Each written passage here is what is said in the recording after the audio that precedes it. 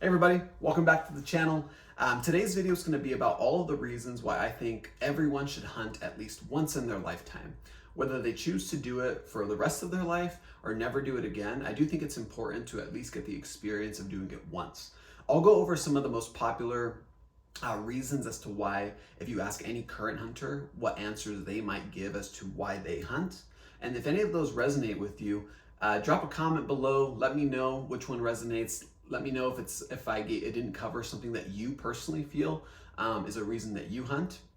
But I bet a lot of these reasons that I go over today, or some combination of them, is going to be the most common answer as to when you ask someone why they hunt, it will be one of these reasons.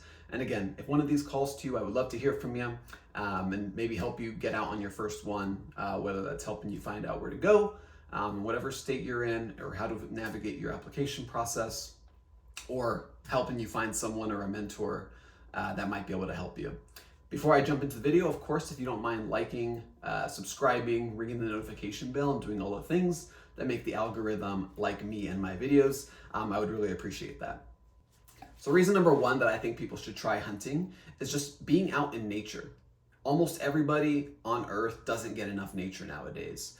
There's tons of science and evidence to back up that just simply being outside, being surrounded by trees and greenery, fresh air, and the sun has tons and tons of healing effects on your body. In fact, ancient Japanese culture, they had I think its actual pronunciation was Shinrin Yoku, and it's a Japanese practice of forest bathing. That's the proper term for it. And it's prescribed to patients to help lower blood pressure, stress levels, alleviate depression, anxiety, increase immune and autoimmune function. Tons of benefits to being outside. And I really think that hunting forces people to go out into nature more than just the normal hike for a couple hours. Not saying that a hike is bad, definitely do that as much as you can. But when you're hunting, you're typically out there for a few days, just being in nature and immersed in it. In fact, something very interesting that I've picked up on is when I wear my whoop strap, which is on my arm. When I wear my whoop strap, I typically have like a baseline HRV sleep score that I have when I'm at home, going about my day-to-day and working. And sometimes it's low, sometimes it's good for me. But when I'm hunting and I'm out camping even and in nature, my HRV scores go through the roof. My sleep goes through the roof, my heart rate, resting heart rate drops down, everything improves from a bodily function standpoint. And it's just super interesting to see that.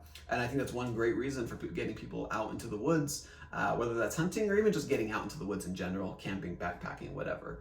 But that's one reason a lot of people love hunting, is because it does force them out there for multiple days in a row. You're also matching your wits with the animals that you hunt in their own habitat. So when you're in the city, right, you're most comfortable here. You have your routines, you have the places you go for food, you do whatever you do on your day-to-day. But when you're in the mountains, you're forced to adapt to a whole new level of living. You're trying to learn more about the animals that you're hunting. Where do they sleep? Where do they wake? Where do they go when they're awake? When do they go up their mountain? When do they come down? You're trying to learn more about that animal at a way deeper level than the average person is. So I guarantee, if you ask any hunter about any particular species of animal that they like to hunt, they'll tell you so much there is to know about that animal that you would never ever get to know unless you were out looking for them in that way and developing that deeper appreciation for them. Reason number two that I think people should get into hunting is being able to rely on yourself for your food supply, right? We talk about gardening and growing your own fruits and vegetables in your back or front yard, and that's great. But you also want to be able to rely on yourself for protein. Now, we live in 2024. You have access to the grocery store where you can literally walk in and get anything that you want any time of year. And it's a very, very great luxury to have. A luxury that no one has had in the history of mankind up until the last 50, maybe 100 years, maybe. Probably definitely on the lower end of that though. So we're very blessed to live in this time. But if you look at the news and you look at events over the past 20 years, you start to realize that we're only one catastrophe away from losing access to any type of food, right? You look at Hurricane Katrina, when hurricane devastated the North New Orleans area. Where were they getting food? Who did they have to rely on for the food? Did they have the capabilities to do it if they needed to go find their own food if they needed to? If you look at even more recent, Snowmageddon. I think that was in 2021. I could be mistaken. When basically a winter storm shut down the entire state of Texas. Grocery shelves were empty. No one had any food. You better have known a rancher. You better have had some property to hunt on.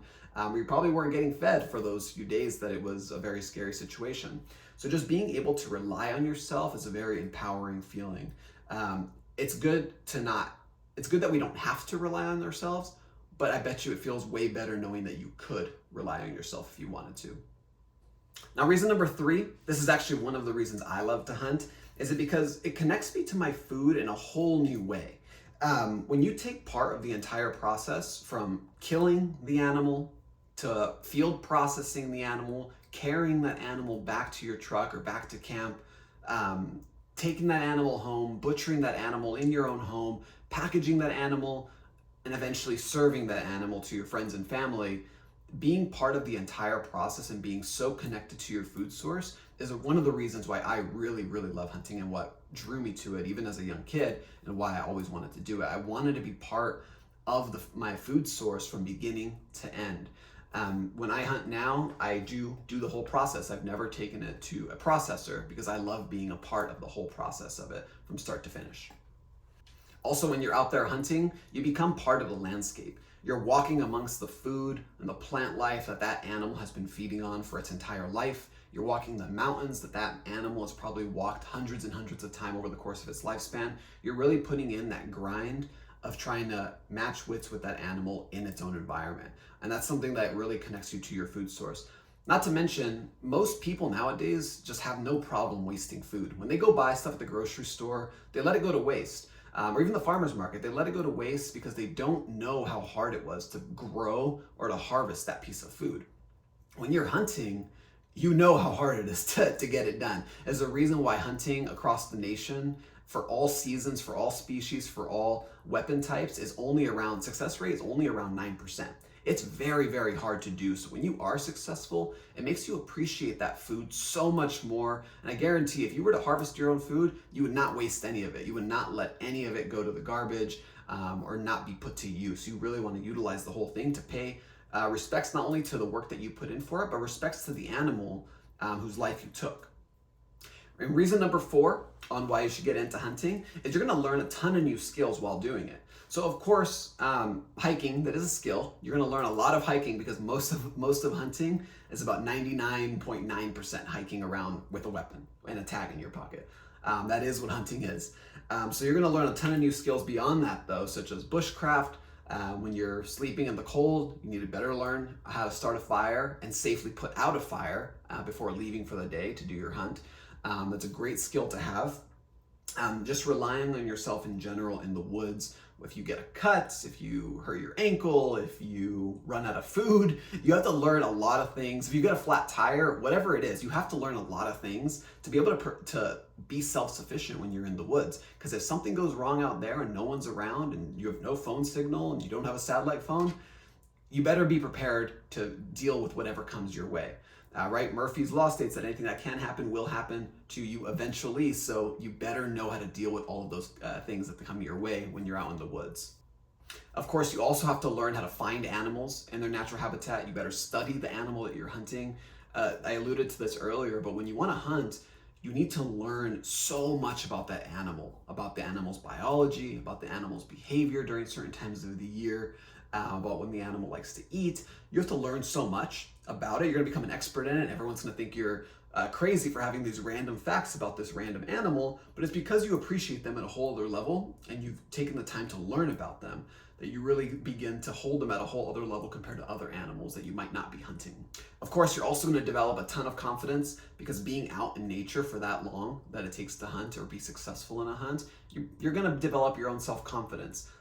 Something as simple as walking in the dark. Most people will say they're not afraid of the dark until you have to walk in the dark 4 miles with noise bustling around you with no other person around.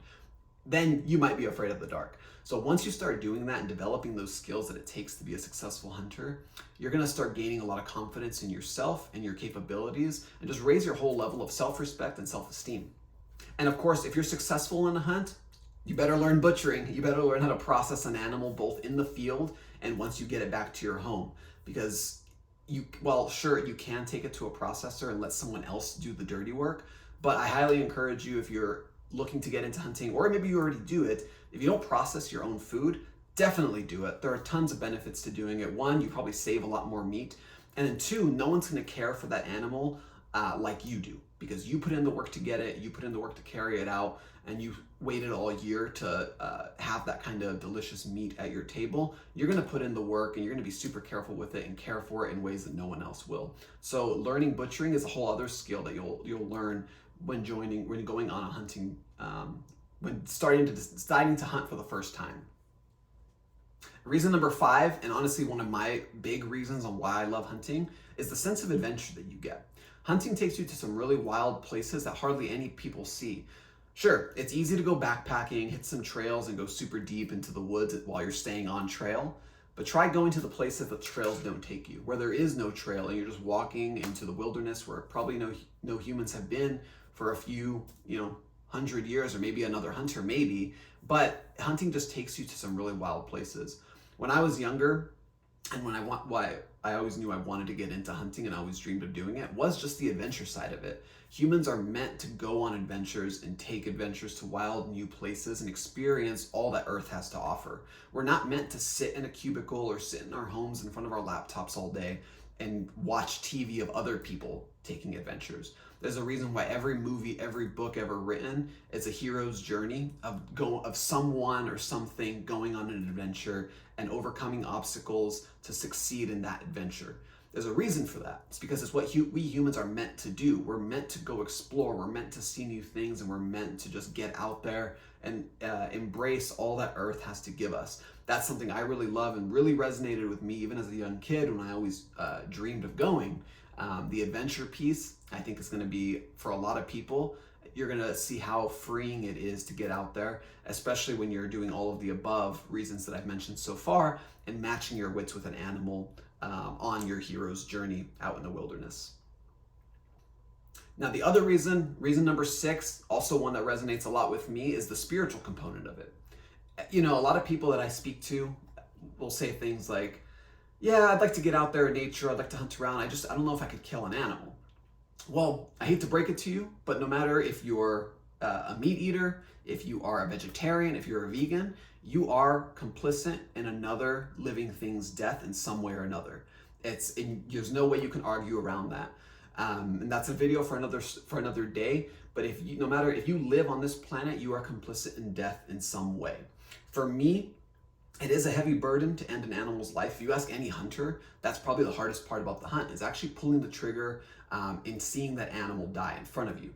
Now, while it is sad, again, it's going to connect you much more deeply and intimately with that animal and the food source that you're getting from that animal. Now, unfortunately, a lot of people in today's world are just so disconnected from the food that they eat, right? They go to the farmer's market or they go to the grocery store and they pick out a nicely packaged saran wrapped piece of meat and they take it home and they grill it. They have no idea what kind of life that animal lived. They don't have the level of respect for that piece of meat that you might have if you go hunting and harvest it yourself. You don't have that connection. And unfortunately, a lot of people are okay with others doing that killing part for them because they just don't want to see it. They don't want to be disconnected with it. And I get it. It is very sad, but this reason in particular is why I think everyone, no matter who it is, male or female, young and old, if they've never hunted before, they should do it at least once in their life. And that's just so that you can see what it's like to participate in the taking of an animal's life for your food. Otherwise, you're just going to forever be disconnected from it, and you'll never really realize the impact that it has on you and that it has on the landscape and on that animal itself.